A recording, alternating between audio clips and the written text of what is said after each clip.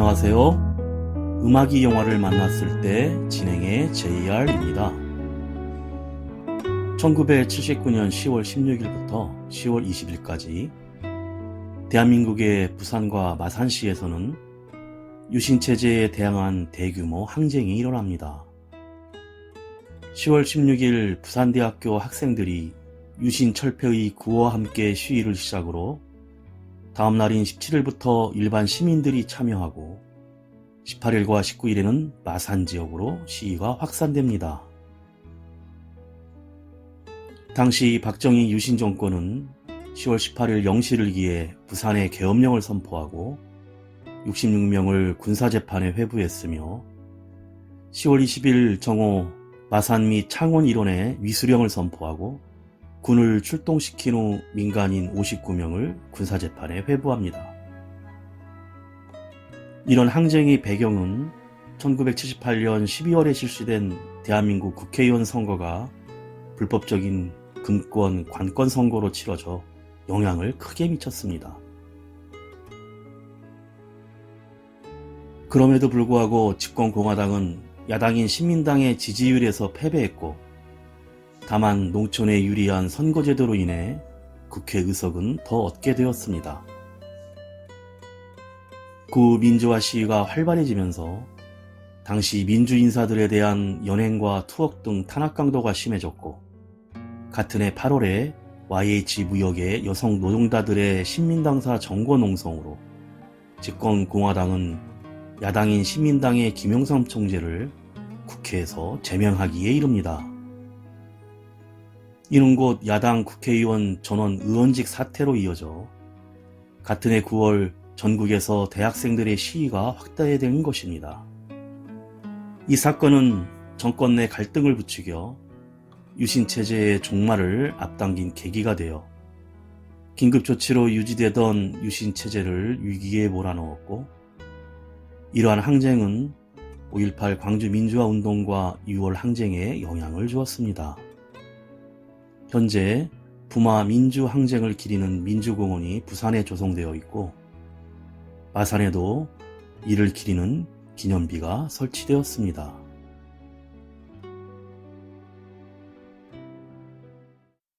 음악이 영화를 만났을 때 오늘 소개해드릴 영화는 지난 1월 개봉된 한국영화 남산의 부장들입니다.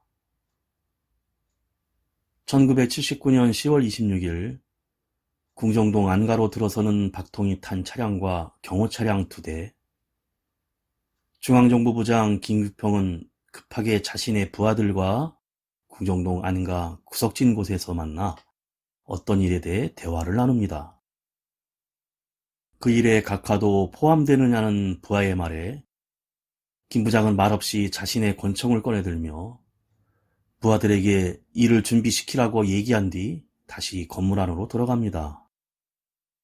곧이어 김 부장은 박통과 곽상천 대통령 경호실장, 김계훈 대통령 비서실장, 여가소와 여대생이 있는 방으로 들어서고 얼마 뒤 총성이 울립니다. 이후 영화는 박통의 군사 쿠데타에서 시작된 독재정권의 장기 집권과 그 바탕이 되었던 중앙정보부의 막강한 권력을 사진과 자막으로 설명하고 남산의 부장들 타이틀이 올라가며 영화가 시작됩니다. 먼저 음악 듣고 영화 이야기 시작합니다. 가수 윤종신이 부릅니다. 오래전 그날. 교복을 벗고 처음으로 만났던 너, 그때가 너도 가끔 생각나니? 뭐가 그렇게도 좋았었는지. 우리들만 있으면 너의 집 데려다 주던 길을 걸으며 수줍게 나눴던 많은 꿈, 너를 지켜주겠다던 다짐 속에 그렇게 몇 해는 지나 너의 새 남자친구 얘길 들었지. 나 제대하기 얼마 전 이해했던 만큼 미움도 커졌었지만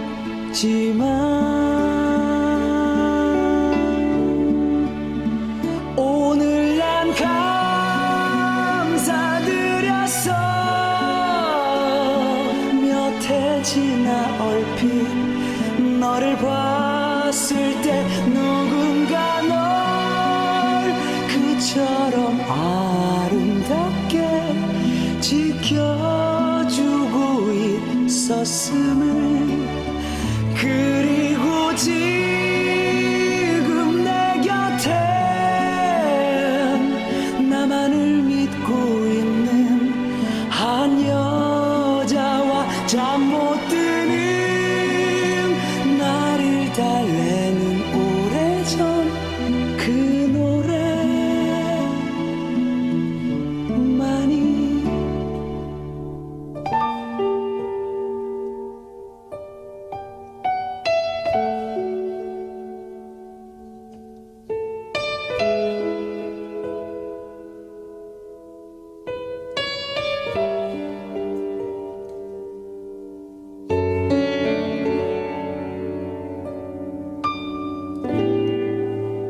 새 학기가 시작되는 학교에는 그 옛날 우리의 모습이 있지. 뭔가 분주하게 약속이 많은 20살의 설레임. 너의 학교 그 앞을 난 가끔 거닐지. 일상에 지들어 갈 때면 우리 슬픈 계산이 없었던 시절 난 만날 수 있을 테니. 너의 새 남자친구 얘길 들었지.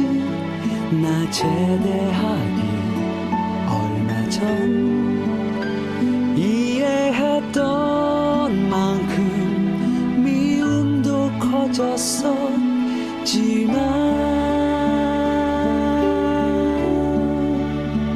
오늘 난 감사드렸어.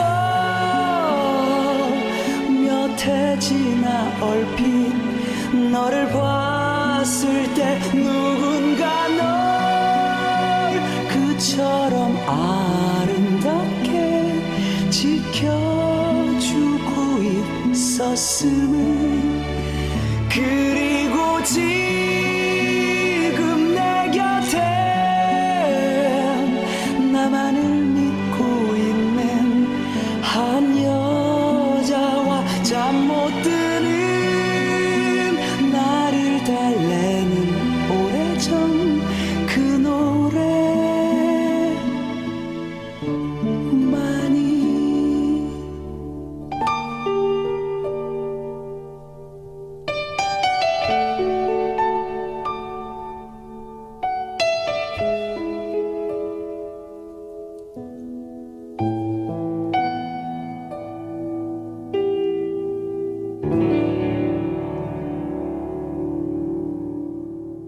이야기는 시간적인 흐름에 맞게 영화의 순서를 다시 맞춰 진행하겠습니다. 11.6 사건이 일어나기 40일 전 미국은 한국 정부가 미국 하원에 막강한 로비를 제공했다는 일명 코리아 게이트 사건을 둘러싼 청문회로 인해 전국이 시끄럽습니다.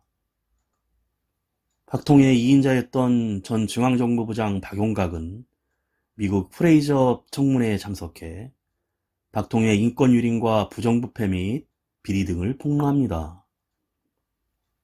한편 한국에서는 김 부장이 급하게 청와대로 들어와 박용각이 미국 청문회에서 일으킨 일을 면도 중이던 박통에게 보고합니다. 청문회에 가는 것은 알고 있었지만 참석을 막지는 못한 상황에 심지어 박용각은 프레이저 청문회에서 밝히진 않았지만 FBI와 기자들에게 뿌려버릴 박통의 치부들, 특히 스위스 비밀 계좌에 관한 내용이 상세히 적힌 회고록을 작성하고 있었고, 이것이 세상에 알려지면 가뜩이나 정권 유지가 위기에 놓인 박통은 궁지에 몰릴 상황이었습니다. 곽 실장은 옆에서 중정부장이면서 그것 하나 못 막냐며 깐족거리고, 박통은 그 배신자 새끼를 어떻게 하면 좋겠나라고 하며 박용각을 어떻게 처리할 것인지 묻습니다. 곽 실장이 당장 잡아다가 청와대 뒷마당 무궁화 퇴비로 써야 한다고 비위를 맞추던 찰나 김 부장은 미국에 가서 조용히 해결하겠다고 합니다. 면도를 마친 박통은 곧바로 김 부장만을 집무실로 불러 박용각의 배신 행위에 담배를 빨아대며 분노합니다. 김 부장은 미국의 시선이 집중된 상황이니 자신이 직접 박용각을 만나 회고록부터 회수하겠다고 하자 박통은 김 부장에게 김 부장도 내가 그만두기를 바라나라는 의미심장한 말을 건네고, 김 부장은 잠시 머뭇거리다가 제가 각하협을 지키겠습니다 라며 충성심을 보입니다. 워싱턴에 도착해 암살을 두려워하며 잔뜩 긴장해 숨어있던 박용각을 만난 김 부장은 박용각과는 박통이 정권을 잡게 된 혁명의 동지이자 친한 친구입니다. 그래서 중앙정보부장 선후배 사이로서 평소 격의 없이 말을 놓고 지내던 터였습니다. 간단하게 안부를 주고받은 후 김 부장은 작성하던 회고록을 가깝게 내놓고 용서를 빌라며 박용각을 설득하지만 박용각은 링컨 기념관 앞을 산책하며 각하는 절대 이인자를 살려두지 않고 스위스 비밀계좌를 중앙정보부가 아니라 최측근인 이아고라는 인물을 통해 따로 관리하고 있고, 그런 인물에게도 밀리는 너하고 나하고 그냥 머섬짓한 거야 규평하라며 오히려 김 부장을 설득합니다. 그리고 우리가 왜 혁명을 했을까라고 읊조리는데 이 말이 계속 김 부장의 마음에 여운을 남깁니다.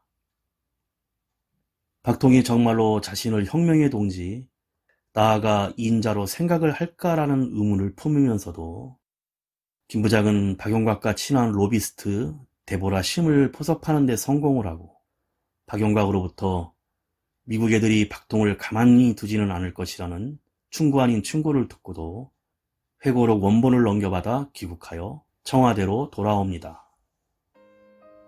잠깐 음악 한 곡 듣고 쉬어갑니다. 이제 그만, 가수 이소라입니다.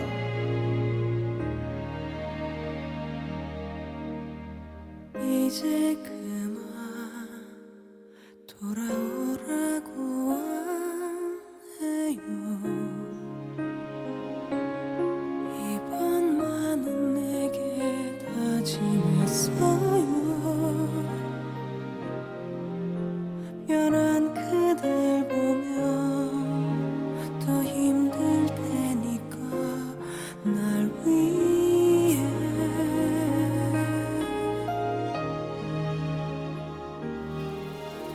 이제 더 기억하지 않아요. 잊어버리고 사는 게 좋네요. 아직 남아있는 잔 추억들은 누굴 만나면 그만이겠죠. 길었던 슬픈 날이 지나고 요즘은 그대도 날 잊고 사나요. 이럴 거라면, 이렇게 될 거라면 처음부터 만나지 말고 그랬네요.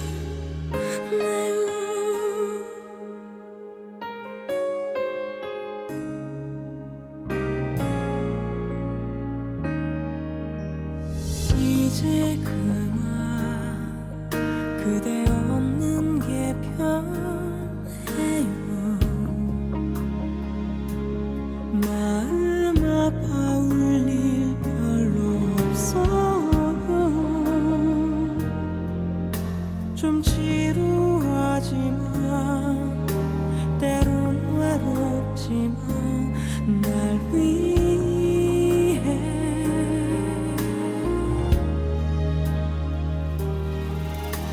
이제 불안하지 않아요. 더 의심하는 일도 없네요. 혼자 뒤에 와 생각해보니 우리 서로 너무 못 참았죠.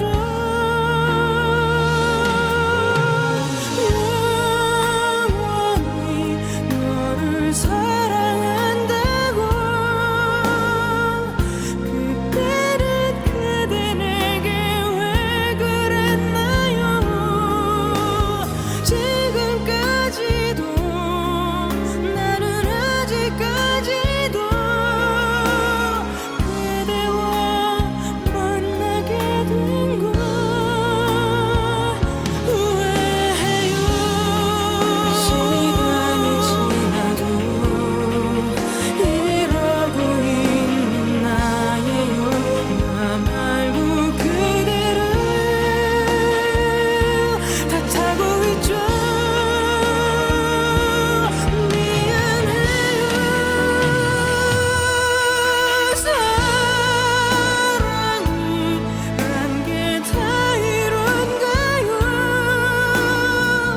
잊었다 생각하면 더 생각나요.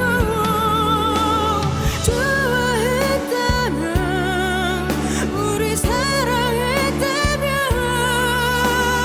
다시는 마주치지 말길 바래요.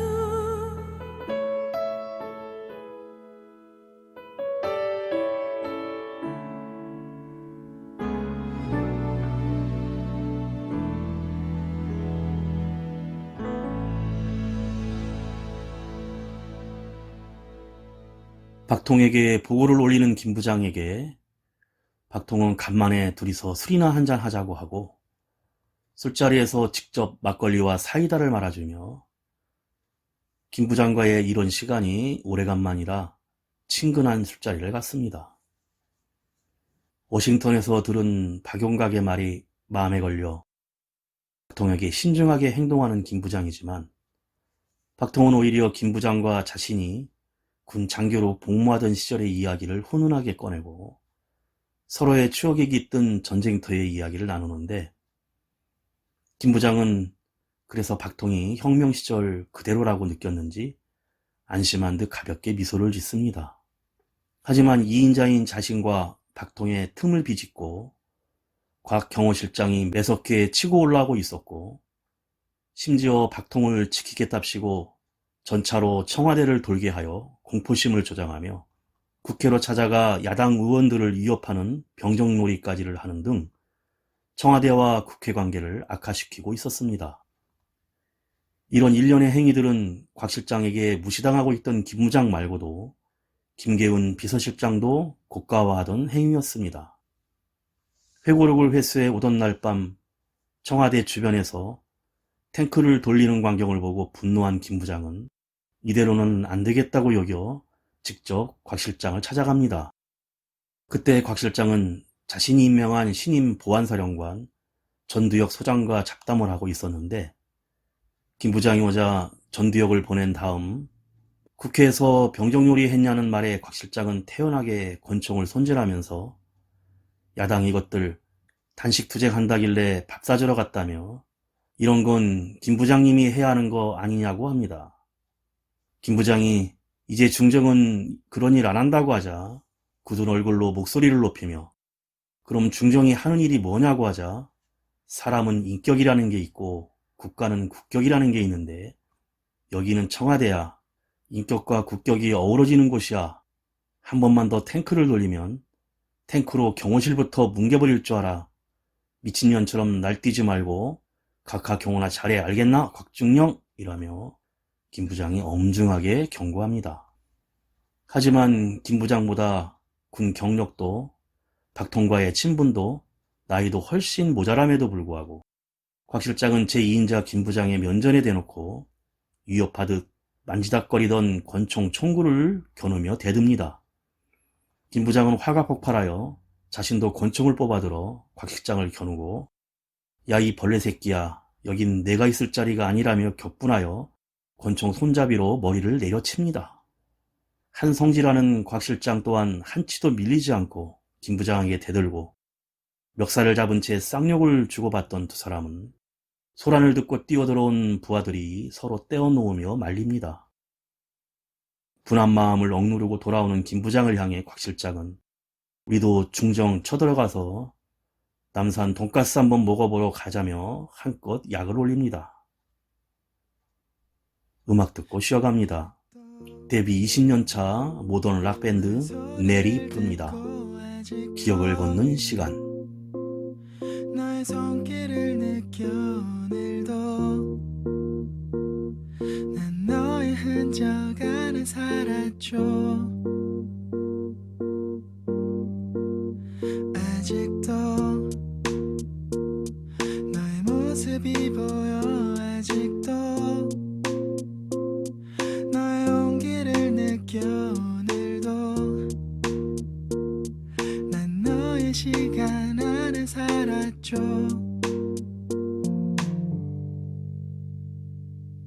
길을 지나는 어떤 낯선 이의 모습 속에도 바람을 타고 쓸쓸히 춤추는 저 낙엽 위에도 뺨을 스치는 어느 저녁의 그 공기 속에도 내가 보고 듣고 느끼는 모든 것에 네가 있어. 그래 어떤가요 그댄 어떤가요 그댄 당신도 나와 같나요 어떤가요 그댄 지금도 난 너를 느끼죠. 이렇게 노래를 부르는 지금 이 순간도 난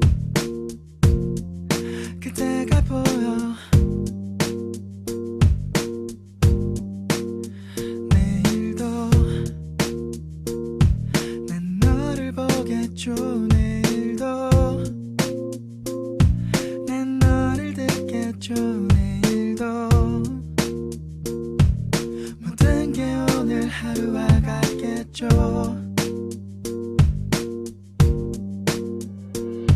길을 지나는 어떤 낯선 이의 모습 속에도 바람을 타고 쓸쓸히 춤추는 저 낙엽 위에도 뺨을 스치는 어느 저녁의 그 공기 속에도 내가 보고 듣고 느끼는 모든 것에 네가 있어.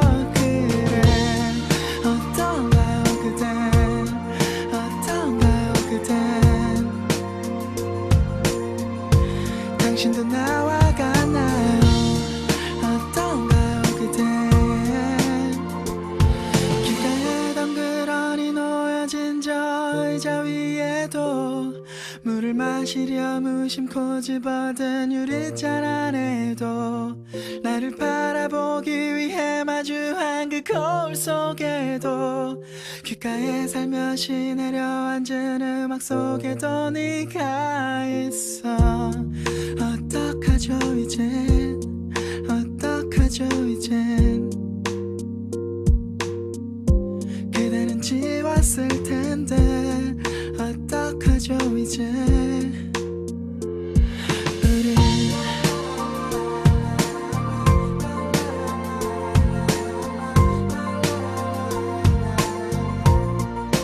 어떡하죠 이제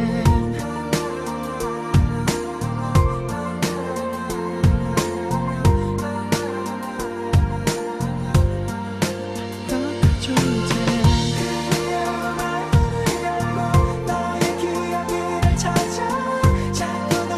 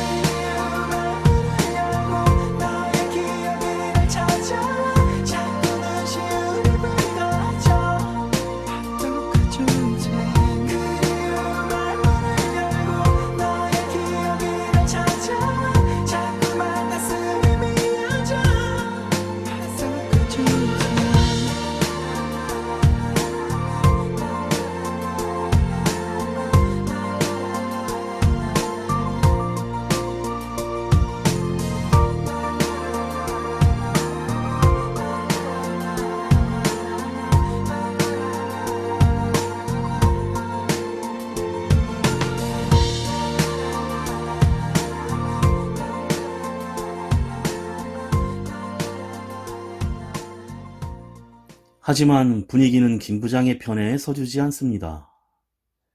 김영삼 야당 총재의 외신 인터뷰 건을 놓고 제명을 할지 논의하는 가운데 보안사령관 전두혁이 들어와 박통에게 책 한 권을 건넵니다. 그 책은 바로 일본에서 출간된 박통의 치부를 고발하는 박용각의 그 회고록이었습니다. 분명히 박용각의 손에서 직접 받은 회고록의 원고를 박통에게 전달하였음에도 불구하고 누군가에 의해 유출되어 출판되고야 만 것입니다. 분노가 머리끝까지 차오른 박통은 출판 소식이 일면에 실린 신문으로 김 부장의 머리통을 후려갈기고 설상가상으로 박통을 고깝게 보던 미국 측에서 청와대 박통 집무실에 도청기를 설치했다는 것마저 발견되어 그런 행위를 미연에 방지해야 할 첩보기관의 수장을 맡고 있는 김 부장의 입지가 지극히 위태로워지기 시작합니다. 김 부장은 주한 미래사 로버트를 찾아가 청와대 도청에 대해 강력 항의하지만 프레이저 청문 사건으로 인한 한미관계가 최악인데다가 박통의 18년 독재로 인해 미국도 대놓고 박통의 자진 하야를 바라고 있는 상황이기에 김 부장은 상황이 달라질 거고 내가 그렇게 만들겠다라고 이야기합니다. 이때까지만 해도 자신이 박통을 제어할 수 있다고 믿었던 것입니다. 한편 문제의 회고록이 일본으로부터 출판되었다는 소식을 들은 박용각은 놀라 길길이 날뛰며 원본은 김 부장에게 넘겼고 사본은 FBI에 있는데 미치지 않고서야 그걸 출판하기 위해 일본과 접촉할 이유가 있겠냐며 데보라 심에게 고성을 지릅니다. 박용각은 회고록을 김 부장을 통해 전달했으니 설마 김 부장이 이런 일을 벌인 것인가 잠시 의심하지만 데보라 심에 김 부장이 왜 그런 또라이 같은 짓을 하겠느냐는 말에 납득하고 의심을 거둡니다. 이미 일은 터진 상황에 박통과의 관계 회복을 바라던 박용각의 계획은 물거품으로 돌아갔고 중정부장 시절 박통이 자신을 어떻게 대했는지 회상을 합니다. 당시 박통은 두 번의 대통령 임기를 마치고 곧 세 번째 대통령 연임을 하기 위해 3선 개헌을 밀어붙이고 있었는데 국회의 반대로 인해 개헌 통과가 불가능한 상황이었고 이에 박용각이 박통에게 어떻게 조치를 할 것인지 묻자 박통은 임자 하고 싶은 대로 해. 임자 곁에는 내가 있잖아 라는 말로 자신을 전폭 지지해 줄 것처럼 얘기합니다. 그것만 믿었던 박용각은 박통 대신 온갖 더러운 고문과 공작을 도맡아 자행하며 결국은 개헌을 통과시켜 정권을 유지시켜줍니다. 그러나 박용각에게 돌아온 것은 박통의 토사구팽, 책임을 지라는 명목으로 중정부장에서 해임되는 것은 물론이고 심지어 박용각이 불법으로 모은 돈을 모두 내놓고 나가라는 통첩까지 내리자 박용각은 완전히 엎드린 채로 무릎을 꿇고 용서를 비지만 박통은 이를 차갑게 무시합니다. 이때의 원한으로 박용각은 미국으로 도피하여 프레이저 청문회에 참석했던 것입니다. 박용각은 이제 희망은 박통을 끌어낼 수밖에 없다며 이미 권력에서 멀어진 자신은 불가능하지만 현재 중정부장인 친구 김 부장이라면 가능할 것이란 생각을 은연중에 데보라 심을 통해 김 부장에게 전달합니다. 잠시 음악 듣고 이야기 이어갑니다. 가수 여진이 부릅니다. 꿈을 꾼 후에.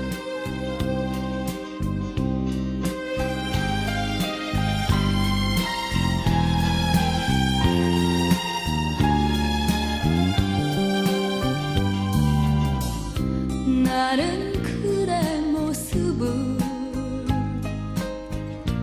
꿈속에서 보았네.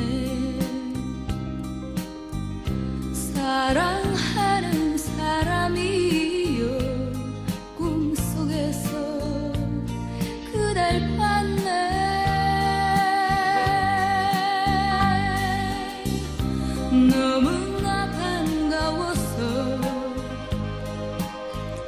마구 달려갔었네. 사랑하는 사람이여 그대를 부르며 장미꽃 향기를 맡으며 잔잔하게 미소 짓는 그대 얼굴 보았네. 살며시 당신은 그대를 나는 그대 모습을 꿈속에서 보았네. 사랑하는 사람이여 꿈속에서 그댈 봤네.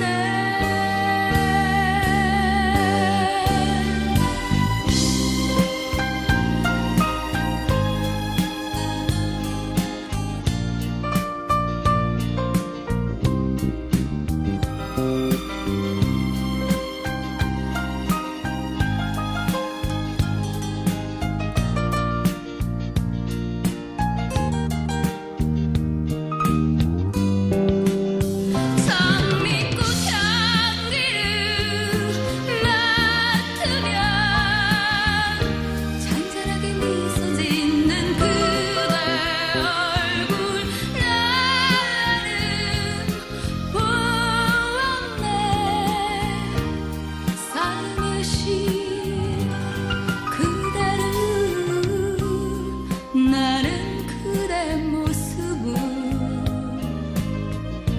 꿈속에서 보았네. 사랑하는 사람이여 꿈속에서 그댈 봤네.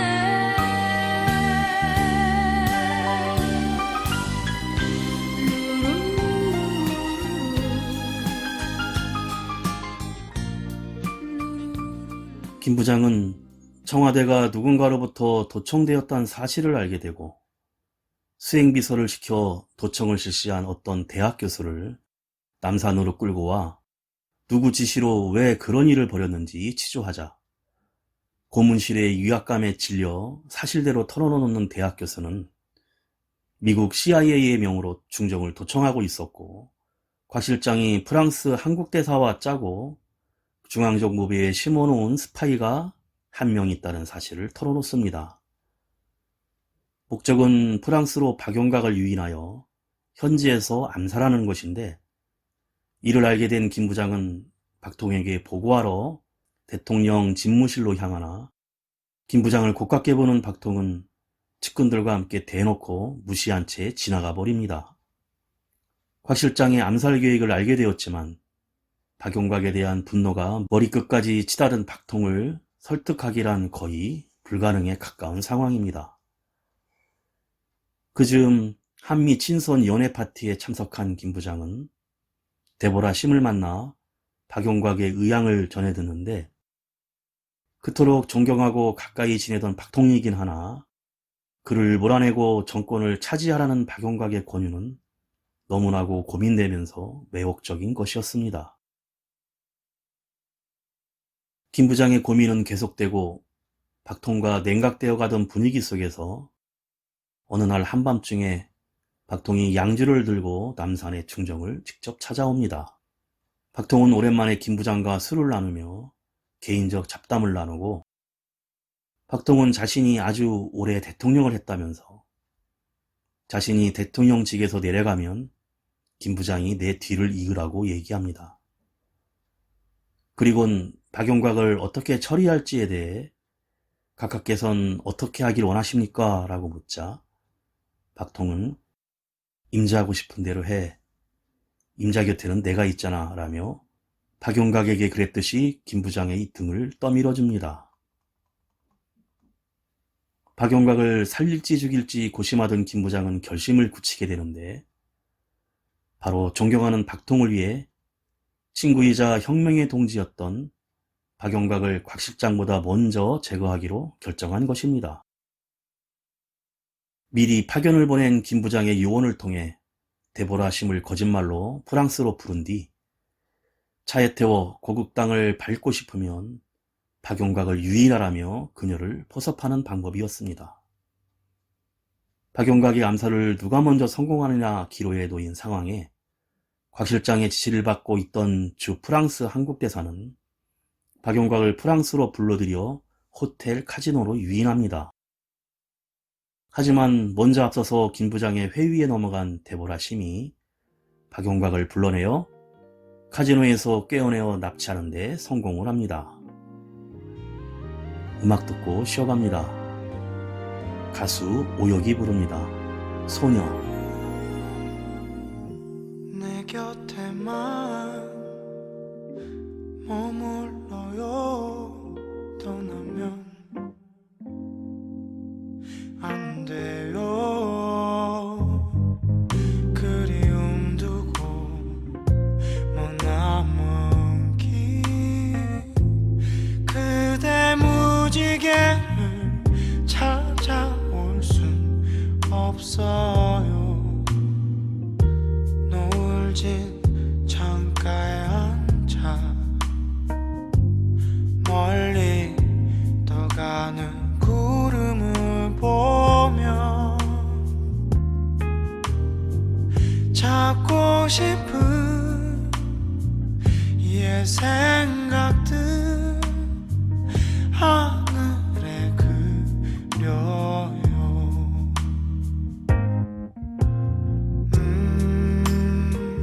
불어오는 차가운 바람 속에 그대 외로워 울지마. 나 항상 그대 곁에 머물겠어요. 떠나지 않아요.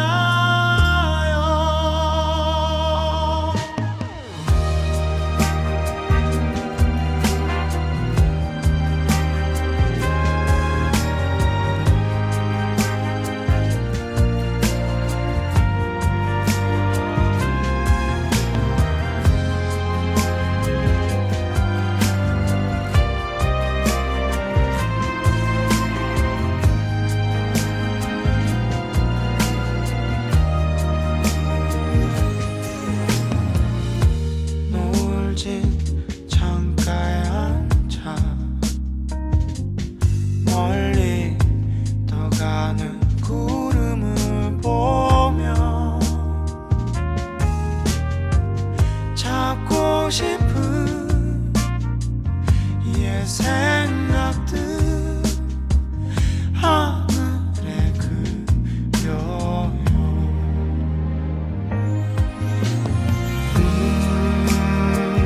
불어오는 차가운 바람 속에 그대 외로워 울지마. 나 항상 그대 곁에 머물겠어요. 떠나지 않아요.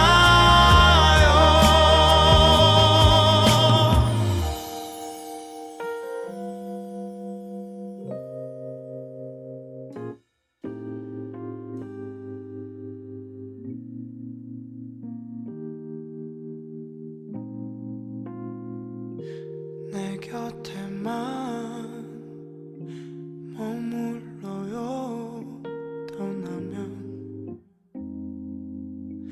안 돼요. 한편 박통, 김 부장, 곽 실장과 수행원들은 어린이회관 국악극 행사에 참석하여 국악 공연을 관람하고 그 시각 납치되어 차를 타고 끌려가던 박용각은 마취에서 풀려 깨어나 일부러 사고를 낸 뒤 나치범들의 마카로프 PM 권총을 피해 산길로 도주합니다. 하지만 이미 총에 맞아 부상을 입은 상황이라 얼마 가지 못하고 조용한 시골 마을에서 유언에게 잡히고 곧바로 그 자리에서 사살된 후 시신이 분쇄기에 넣어져 동물 사료가 되는 신세가 되어버립니다. 중정요원이 김 부장에게 귓속말로 프랑스에서 전해진 박용각 암살 성공을 알리고 행사가 끝나 다 떠나간 공연장에 박 부장 혼자 앉아 어두워진 조명 아래에서 착잡한 표정을 감추지 못합니다. 박통과의 관계 회복을 기대하며 대통령 주재회의 직후 박용각 암살 성공을 박통에게 알리며 미국 내 여론은 자신이 어떻게 할 테니 협조를 해주셔야 한다며 일이 커지지 않게 박통에 협조를 구합니다.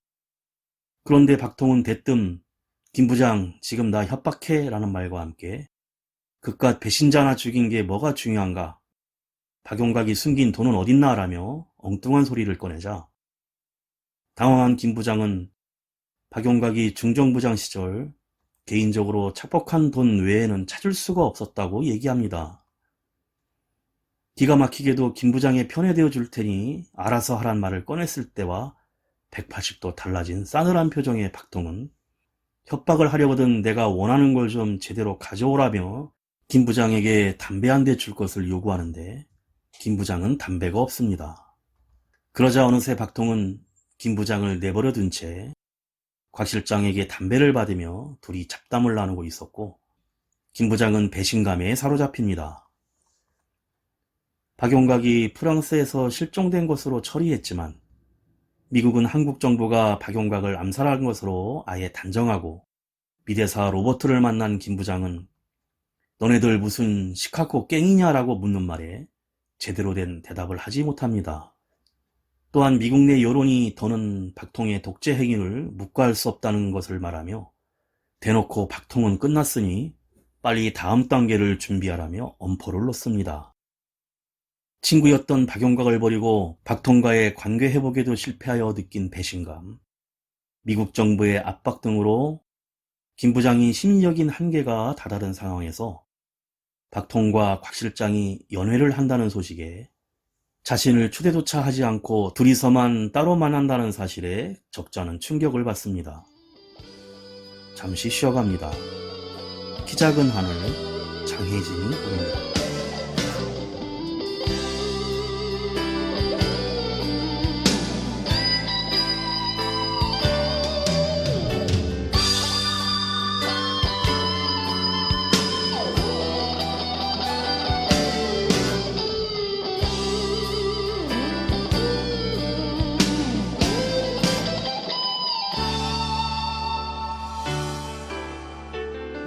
무거워진 발걸음이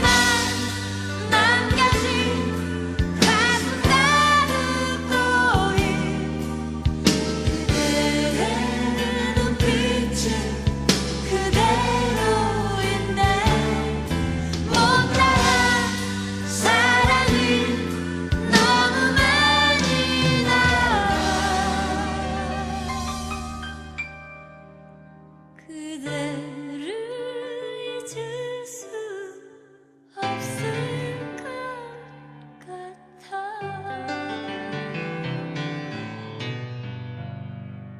이대로라면 박통으로부터 버림받을 위기에 놓였다고 생각한 김 부장은 비가 억수같이 쏟아지는 밤 곽 실장과 박통이 술을 나누는 술자리로 잠입해 옆방의 옷장에서 두 사람이 나누는 이야기를 도청하는데 박통의 전화통화를 몰래 듣는 김 부장은 충격적인 말들을 듣게 됩니다.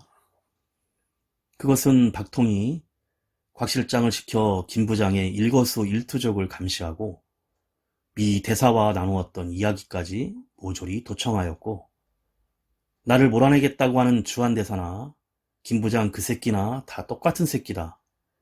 미국에게 붙어먹고 친구나 죽인 교활한 백정 같은 배신자 새끼라며 욕을 하고 숙청을 암시하는 말을 합니다. 그리고 김 부장을 어떻게 했으면 좋겠냐는 곽 실장의 질문에 임자 하고 싶은 대로 해. 임자 곁에는 내가 있잖아라며 박용각과 김 부장에게 했던 똑같은 그 말을 또 내뱉습니다.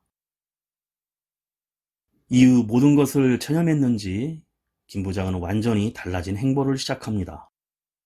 유신반대 시위를 벌이는 부산 현장을 시찰하고 온 김 부장은 대통령 주재 회의 시간에 시위대를 어떻게 했으면 좋겠냐는 박통의 질문에 계엄령을 선포하거나 무력 진압을 해선 안 되고 4.19 때를 기억하라며 박통을 말리지만 곽 실장은 귀신같이 이를 놓치지 않고 아부를 하며 캄보디아에서는 300만 명도 넘게 죽였는데 탱크로 100만, 200만 정도 죽여도 문제가 없을 것이라고 큰 소리를 칩니다. 이에 박통은 4.19 혁명 당시 최순호와 박광혁이 발포 명령을 내리고 사형을 받았지만 대통령인 자신이 명령을 내리면 누가 죽이겠냐며 살벌한 소리를 내뱉습니다. 국익의 결단으로 일어섰다는 혁명의 대의를 모조리 잃어버린 데다가 자신을 배신해버린 박통의 모습에 욱한 김 부장은 각하, 정치를 좀 대국적으로 하십시오라며 박통의 의사에 대놓고 반기를 들자 순식간에 냉기가 감돕니다. 10월 26일 삽교천 준공식 행사에 참석하는 박통을 수행차 김 부장도 따라 나서지만 헬기장에서 곽 실장은 김 부장은 남아서 서울을 지키래라며 면박을 줍니다. 이후 곽 실장을 통해 저녁 6시에 궁정동 안가에서 저녁 식사가 있으니 참여하라는 말을 듣는데 이때 곽 실장이 넘어서는 안 될 선을 넘어 박통과 김 부장을 이어주던 대통령 직통전화를 사용해 통보한 것입니다. 박통인 줄 알고 대통령 각하라며 황급하고도 정중히 받았지만 돌아온 것은 곽 실장의 건방진 말이었고 김 부장은 강한 분노를 느낍니다. 음악 듣고 이어갑니다. 최재은이 부르는 비의 랩소디입니다.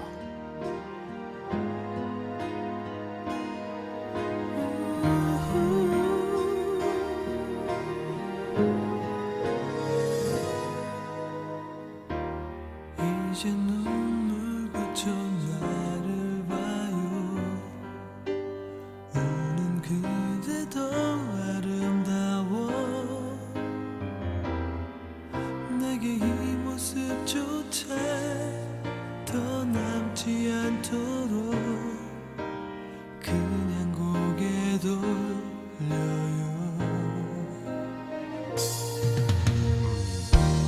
그저 미안한 마음뿐이죠.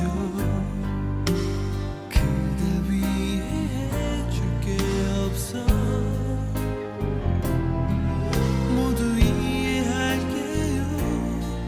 그댈 아끼는 말 그분들도 같을 거란 걸. 한참 동안은 비틀거렸죠. 그를 사랑했던 것만큼 떠나가요. 아주 먼 곳으로.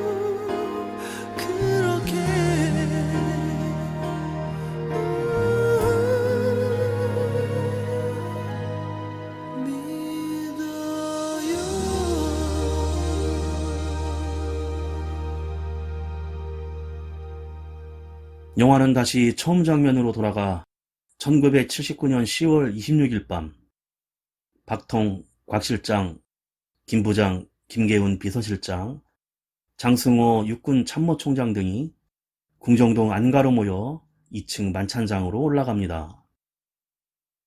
이미 박통과 곽 실장을 제거할 계획을 세운 김 부장은 밑으로 내려가 신복 둘을 불러 나라가 잘못되면 모두가 끝장이다. 각하를 포함하여 오늘 해치운다. 각오는 되어 있겠지? 라며 신복들을 독려하고 계획을 확인합니다. 수행비서는 김 부장에게 오늘은 경호원이 너무 많으니 다음을 기약하는 게 좋겠다며 거사를 미룰 것을 종용하나 김 부장은 보안이 셀 가능성이 있으니 오늘 반드시 진행해야 된다며 계획을 강행합니다. 김 부장은 비밀 금고에서 권총을 챙겨 만창장으로 향하고 분위기가 무르익어가는 술자리에서 박통은 김 부장에게 요새 좀 기운이 빠진 것 같아 위로차 불렀다며 직접 술을 따라주지만 김 부장의 표정은 밝지 않고 마침 곽 실장이 섭외한 여대생과 여가수가 도착해 노래를 부릅니다. 분위기가 무르익자 박통도 기분 좋은 듯 노래를 흥얼거리자 김 부장은 박통에게 양주를 따라주는데 잔이 가득 찰 정도로 채우고 또 한 잔을 가득 채워 박용각을 위한 음복주라며 놓아두고 한 잔 더 따라 한 입에 마셔버린 뒤 박통에게 5.16 군사혁명 당시의 추억을 얘기하다 각하 우리가 혁명을 왜 했습니까? 라며 언성을 높입니다. 당황하는 박통에게 김 부장은 혁명의 정당성이 대체 어디로 간 것이냐며 면전에다 대고 각하 하야하십시오 라고 소리를 칩니다. 계속되는 김 부장의 공격에 박통은 짜증이 났는지 어이 김 부장 내가 왜 너를 그 자리에 앉혔는지 알아? 너는 내가 하라는 일이나 잘해. 지 친구도 죽인 놈이 어디서 고고한 척이야 라고 하자 김 부장은 한치도 물러서지 않고 곽 실장을 가리키며 이딴 버러지 같은 새끼를 데리고 정치를 하시니 이 나라가 이 모양 이 꼴 아닙니까? 라며 박통에게 오히려 호통을 칩니다.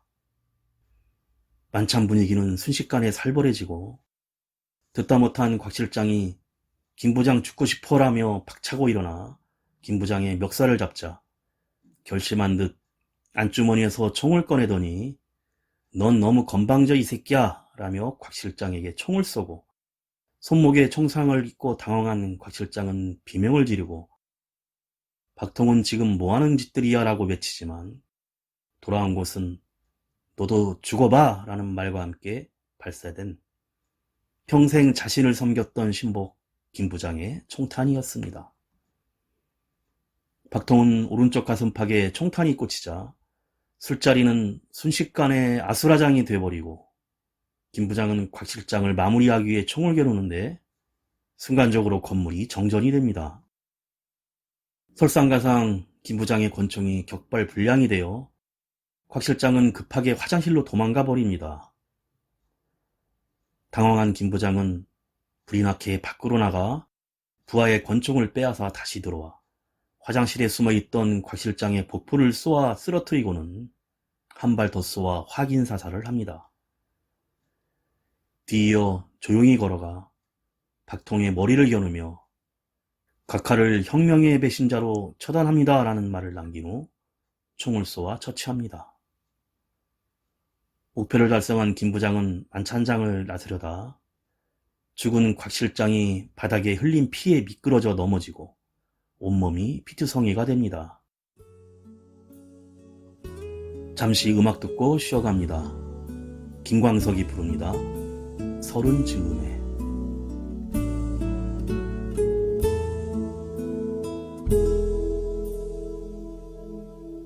또 하루 멀어져 간다 내 품은 담배 연기처럼 작기만 한 내 기억 속에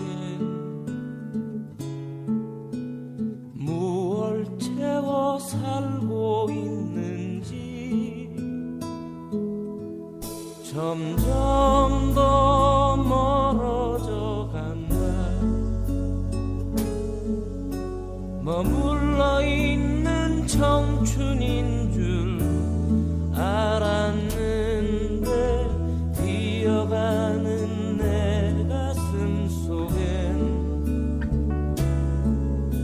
더 아무것도 찾을 수 없네. 계절은 다시 돌아오지만 떠나간 내 사랑은 어디에. 내가 떠나보낸 것도 아닌데 내가 떠나온 것도 아닌데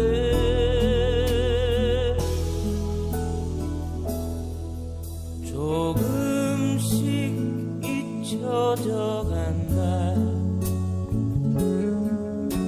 머물러 있는 사랑인 줄 알았는데 또 하루 멀어져 간다. 매일 이별하며 살고 있구나. 매일 이별하며 살고 있구나.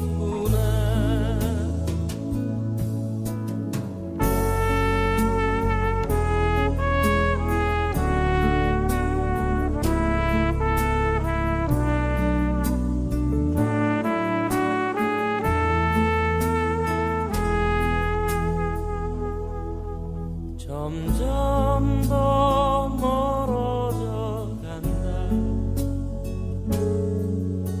머물러 있는 청춘인 줄 알았는데 뛰어가는 내 가슴 속에 더 아무것도 찾을 수 없네. 계절은 다시 돌아오지만 떠나간 내 사랑은 어디에. 내가 떠나보낸 것도 아닌데 내가 떠나온 것도 아닌데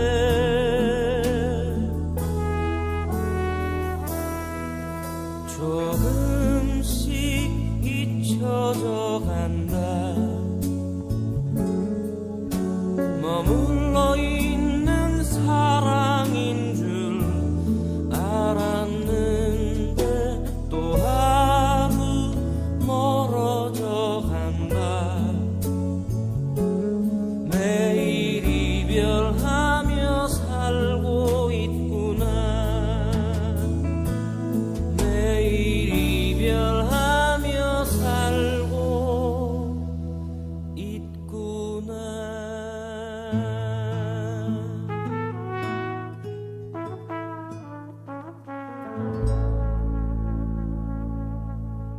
이후 김 부장의 신복들이 궁정동의 인원들을 제압하는 데 성공하고 김 부장은 그 모습들을 확인한 후 난리통에 당황한 정승호 육군 참모총장에게 자신의 신복들과 함께 차에 타며 각하가 저격당해서 조치를 취해야 한다며 남산으로 가자고 합니다.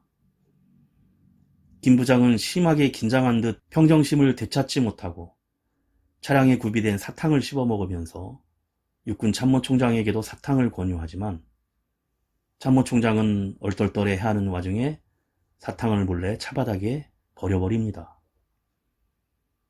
겨우 정신이 든 김 부장은 무언가 이물감에 아래를 바라보는데 난리통에 구두도 신지 않고 피에 잔뜩 젖어 있는 양말 차림을 발을 보게 됩니다. 상념에 빠졌는지 김 부장은 잠시 멍하게 있고 그 틈을 타 정승호 육군 참모총장은 병력동원에 수월성도 있고 하니 차라리 육군본부로 가자고 하자 김 부장은 잠시 생각에 잠긴 후 애초 계획했던 남산이 아닌 육군본부로 가는데 동의하고 결국 그들을 태운 차량은 비참한 운명이 기다리고 있는 육군본부로 향하게 됩니다. 화면이 어두워진 후 김 부장은 육군본부에서 체포되어 대통령 시해 사건의 범인으로 교수형에 처해졌다라는 자막이 나옵니다. 박통이 죽은 지 6개월 후 누군가 주인 잃은 청와대 집무실에 몰래 들어오는데 바로 보안사령관 전두혁이었습니다.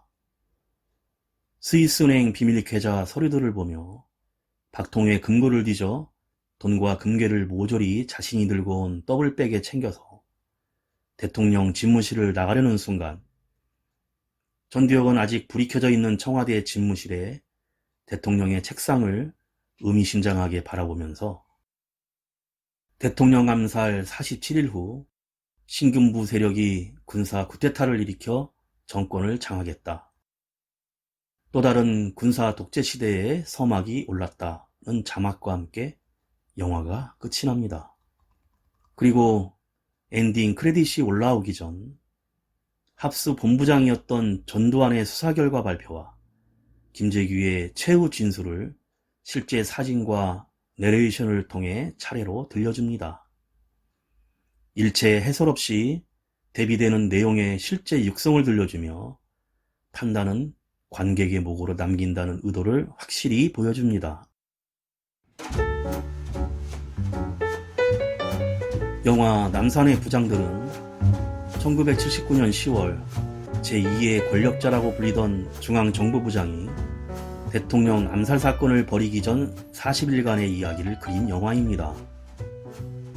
영화의 원작은 1992년 발간된 동명의 책으로 한국 중앙정보부의 부장들과 이들이 주도한 공작 정치를 소재로 한국 정치의 이면을 파헤친 내용으로 이전에 대통령 선거에서 뜨거운 감자로 떠오른 정수장학회, 부산일보, MBC 경영권, 그리고 인혁당 사건의 비극적인 죽음과 민청학년 등 과거사 문제가 바로 박정희 정권에서 중앙정보부가 그 씨를 뿌렸습니다. 5.16 쿠데타가 성공하자마자 김종필은 박정희의 명을 받아 미국의 CIA를 본떠 한국 중앙정보부를 만들었고 미국 정부의 아이디어와 권유에 힘입은 것도 있지만 운영은 전혀 달랐는데 한국의 중앙정보부는 북한 동향을 감시하고 국내의 정권에 반대하는 모든 행위를 차단, 탄압, 단속하는 것이 주요 업무였습니다. 그뿐만이 아니라 민주주의 법치국가에서 도저히 상상할 수조차 없는 정치 공작, 선거 조작, 이권 배분, 정치 자금 징수, 미행, 도청, 고문, 납치, 심지어 대통령의 여자 관리까지 도맡아서 했습니다. 남산의 부장들은 대통령과 정권을 위한다는 명분으로 자행된 이 모든 불법 행위에 대한 한 저널리스트의 목숨을 건 현 가천대 부총장인 당시 동아일보 기자 박충식의 집요한 추적기입니다. 음악이 영화를 만났을 때 오늘 소개해드린 영화는 한국 영화 남산의 부장들이었는데요. 끝부분에 나왔던 김재규의 육성 진술을 법정에서 한 내용으로 다시 정리해 보겠습니다. 저의 10월 26일 혁명의 목적을 말씀드리자면 5가지입니다. 첫째가 자유민주주의를 회복하는 것이요. 둘째는 이 나라 국민들의 보다 많은 희생을 막는 것입니다. 또 세 번째는 적화로부터 방지하는 것입니다. 네 번째는 혈맹의 우방인 미국과의 관계가 가장 나쁜 상태이므로 이 관계를 완전히 회복해서 돈독한 관계를 가지고 국방을 유지해서 외교, 경제까지 보다 적극적인 협력을 통해서 국익을 도모하자는 데 있었던 것입니다. 마지막 5번째로 국제적으로 우리가 독재국가로서 나쁜 이미지를 갖고 있습니다. 이것을 싣고 이 나라 국민과 국가가 국제사회에서 명예를 회복하는 것입니다. 이 5가지가 저의 혁명의 목적이었습니다. 원작인 남산의 부장들은 1992년 출간 당시 52만 부를 판매할 정도로 선풍적인 인기를 끌었고 일본에서도 번역 출간돼 한국으로 부임하는 주한 대사 및 외교관, 특파원, 상사원들의 필독서가 되었다는데요. 몇십 년 전의 독재적 현실들이 어땠는지 면밀하게 알 수 있고, 결국 그 시대를 살아온 사람들이 아직도 우리 곁에 숨쉬고 있다는 것이 또한 주어진 현실이기도 합니다.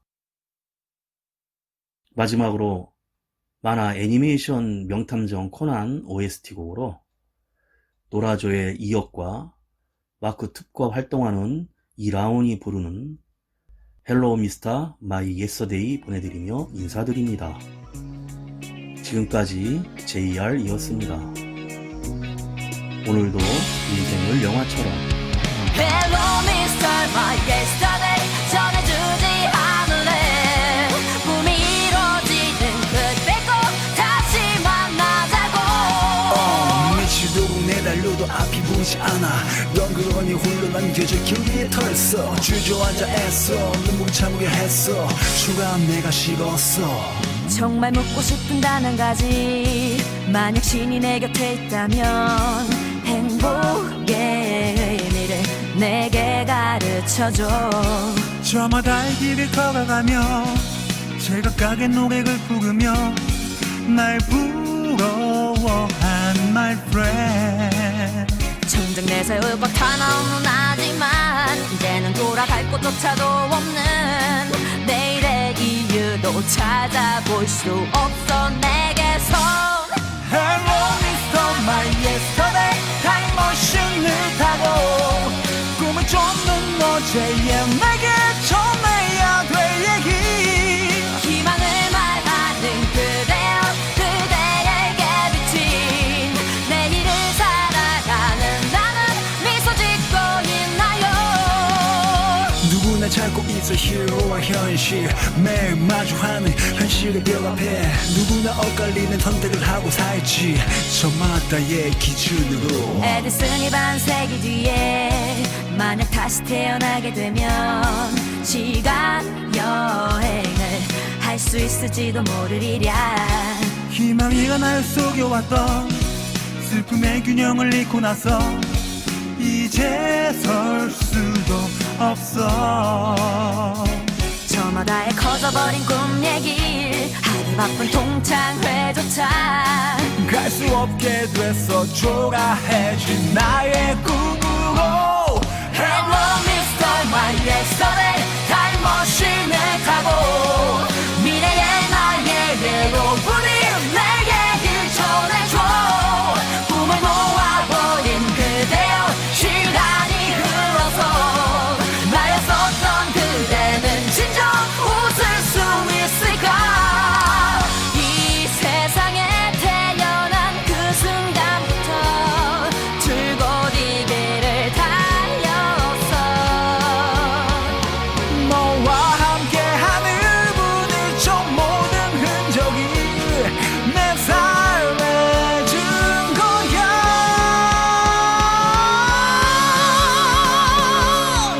Hello Mr. My Yesterday Hello Mr. My Yesterday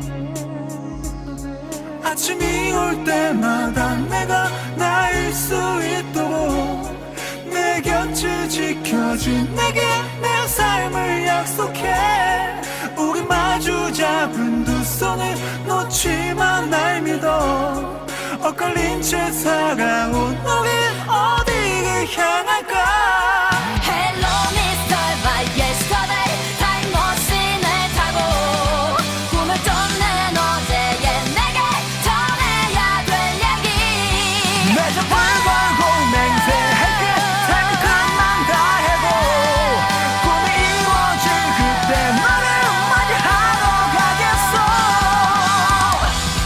내 전부를 걸고서 내 전부를 걸고서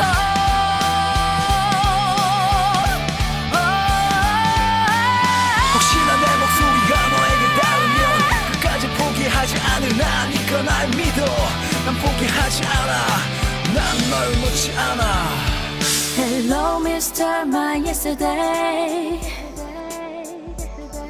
Hello Mr. My Yesterday